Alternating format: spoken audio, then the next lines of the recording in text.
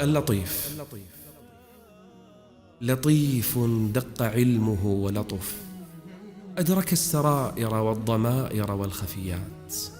لطيف يوصل إلى عبده ووليه، لطيف بعبده يتولاه، يرعاه، يصلح أحواله، يدفع عنه الشر، يجلب له الخير، يسوق له الرزق، يدبر له الأمر، يسهل له العسير.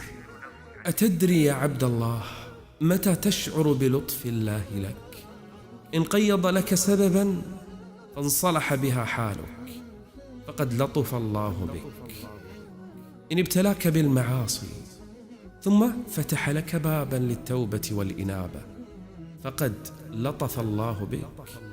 لطيف ربي لما يشاء، يتفضل بما شاء على من شاء من عباده. الفضل كله بيده يؤتيه من يشاء، والله ذو الفضل العظيم.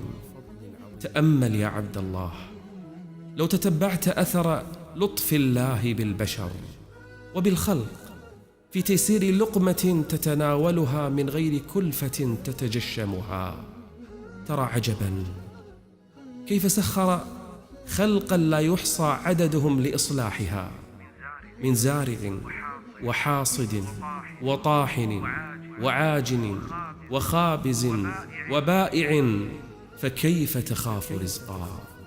إن لك ربا لطيفا فاطمئن وليسكن قلبك، يقدر الرزق لك بعلمه لا بمرادك، فأنت تريد والله يريد، ولا يكون إلا ما يريد سبحانه.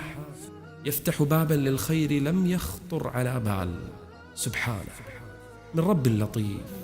اللهم الطف بقلوبنا، فمن غيرك يرحم حالنا، فالطف بنا يا لطيف.